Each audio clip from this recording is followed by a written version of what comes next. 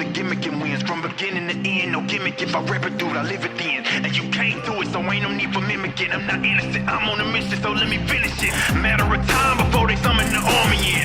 I'm probably on the FBI's most wanted list. I'm probably gonna end up hung like an ornament. I'm on a life mission to abolish all the government.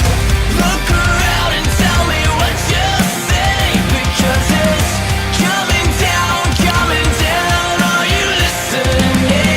Stop and look, this is what I mean. Yeah, it's going down, it's going down. Open your eyes, the state you're in is a state of mind. Freedom disguised, the state you're in is a state of mind.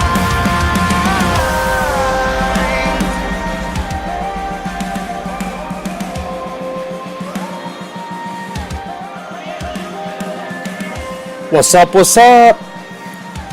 How's it going, everybody?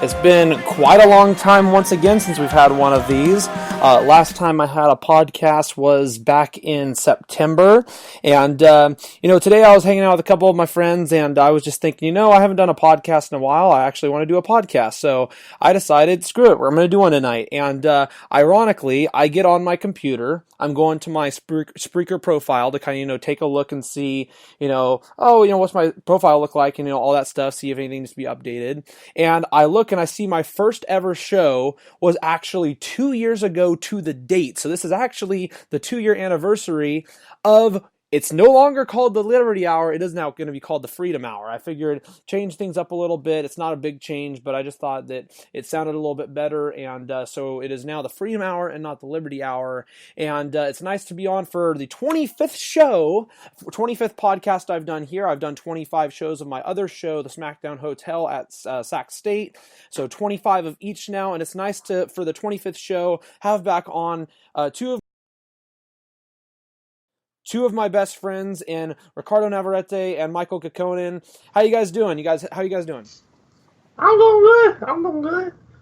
What about you, Ricky? What about you, sir? Doing all right. Go. Back at it again. Oh, jeez. I know that I believe I think you guys were either on my last podcast I had in September or the second to last one I had, because I know I had. I think it was Aaliyah and Casey on one of them, and then I had you guys on the other, I'm pretty sure. But, we were obviously hanging out earlier, and then, right as we were leaving, I'm like, you know what?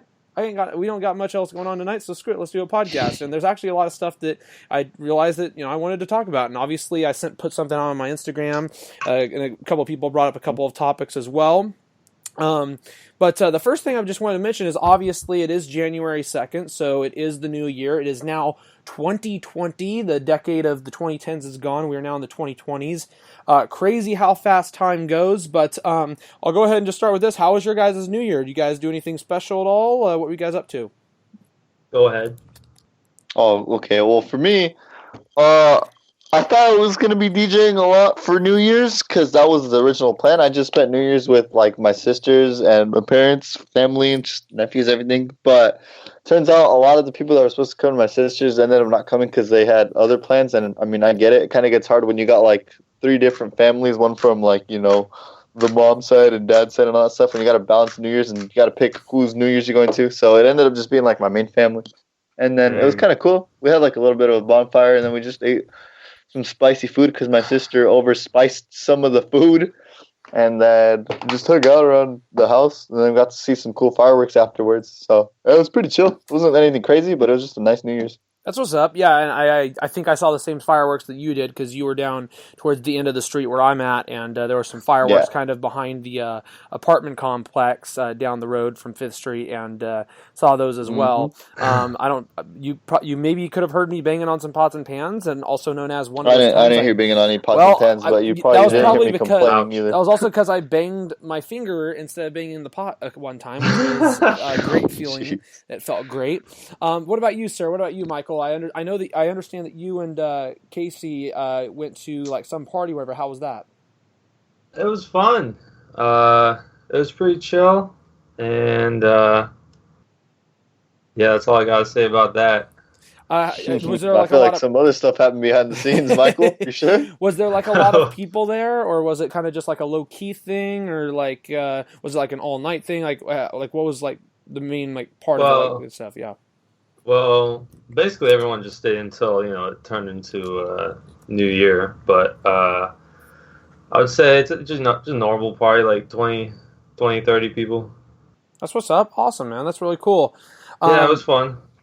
Yeah, it was funny because I have a lot of people that I know who obviously I work at Top Golf, and for Top Golf for New Year's Eve they have this sellout thing for a lot of people. Basically, every single bay is sold out for reservations from 9 p.m. to 1 a.m.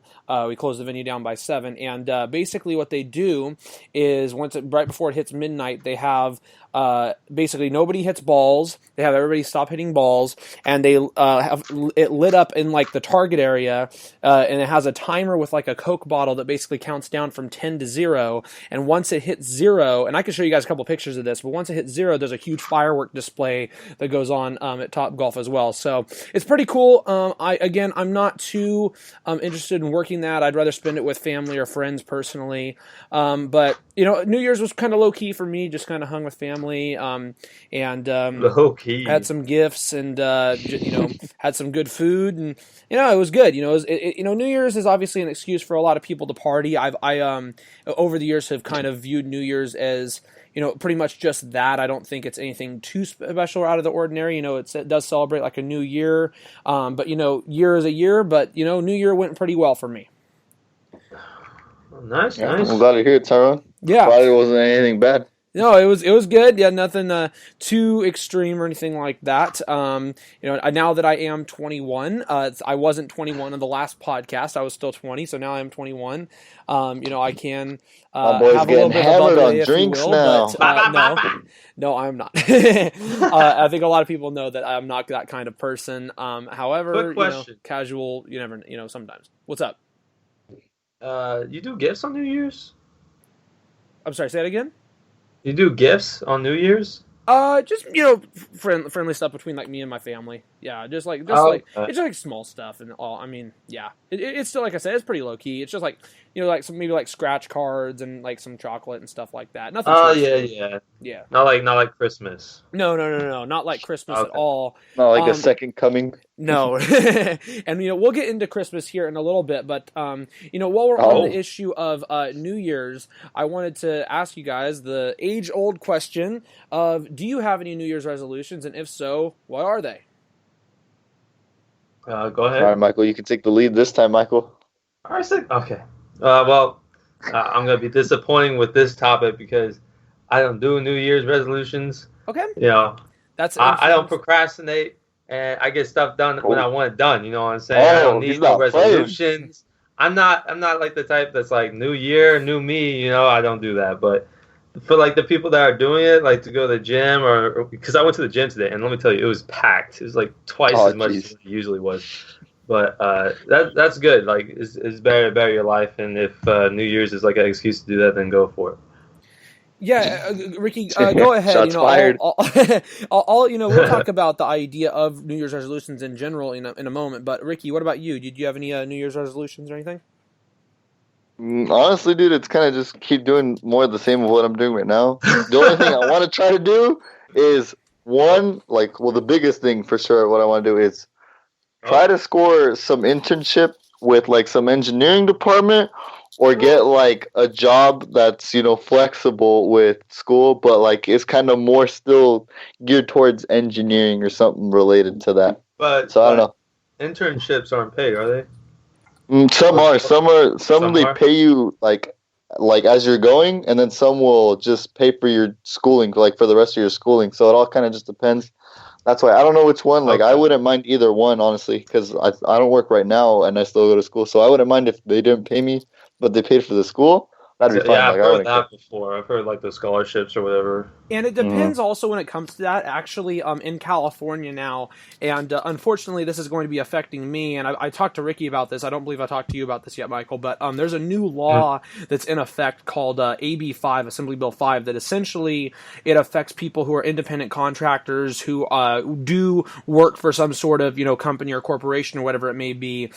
Even for people who may be trying to gain experience, basically what it does is since they don't want businesses taking advantage of people, and I'm all for that, but basically what it does is it limits the amount of production that people can do for those jobs. So like for example, a person like me who's a journalist, I've been with Gold Country Media, where I write articles in Lincoln, Auburn, Rockland, Roseville, all that stuff for the last few years, and it's unless me or my editor can find a way around it, it's essentially going to limit the amount I can contribute to that said company to 35 submissions for the year. So while there is positives in terms of trying to limit companies taking advantage of people, it also limits people who are trying to get their foot in the door and are trying to gain some experience and stuff like that. So with Ricky, I don't know how that's going to affect you and when it comes to like finding a job or finding like an internship or something like that, but that's something at least to look out for and something that is a new law. And we'll be getting into a couple more in a couple of minutes as new laws just went into effect yesterday, but that's just something I thought I would mention. Oh, quick question. For Aaron at least, because I don't think Ricky knows, but do you know if it's like 13 now in California for the? It is 13. It was at $12.50, so now it is at 13. Yes, it goes up 50 cents every year until it hits 15, and then 15 will be the minimum wage.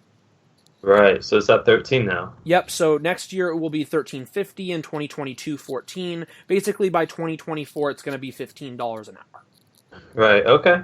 Yeah. Just wondering. Making sure. But that also means my bag of chips is going to cost like $3 instead of $1.50, huh? Yeah, exactly. Yeah. I mean, that's the big Rip. issue. I mean, I don't go to In-N-Out anymore, but I mean, I remember that was the first place I would always see that would increase their prices would be In-N-Out. I'd be like, wait, wasn't a double like this price like a few days ago? And then obviously it would go up. So I luckily, I don't, and I think I mentioned this on my last podcast, but I do not eat red meat anymore. So that is not something that will be affecting me. However, for people who do eat that, I am sorry for you that it is going up once again at that place. You still gotta get those animal fries though. Yeah, I can do that, but I'm trying to limit that kind of stuff too. Fried food isn't exactly the best either for me. I'm trying to make in terms of New Year's resolutions, to get back to that whole issue, one of the things for me is just changing a lot of the stuff in my diet, and changing a lot of what I eat, because I want to try to limit the amount of fried food that I have. I already have not been eating basically meat, like I said. I also want to eat more salads and stuff like that and all that kind of stuff.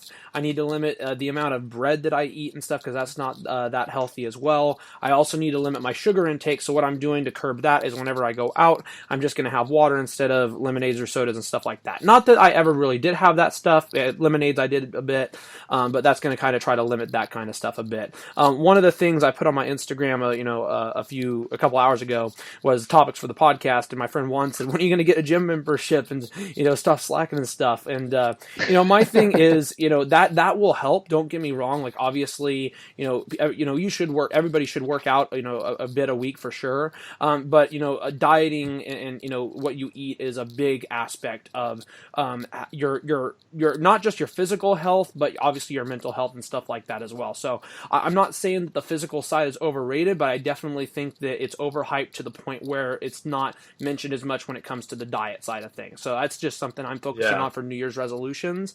What I will say about New Year's resolutions in general, and I think this will take us into part 2 of the podcast, I do feel New Year's resolutions, like you kind of mentioned, Michael, are a bit overrated. It kind of gives people an excuse to say, hey, I'm going to do something about myself, when in reality they could have done it any other day.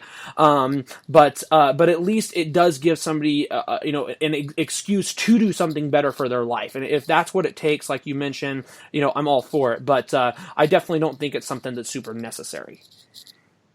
Yeah, it's not necessary for sure.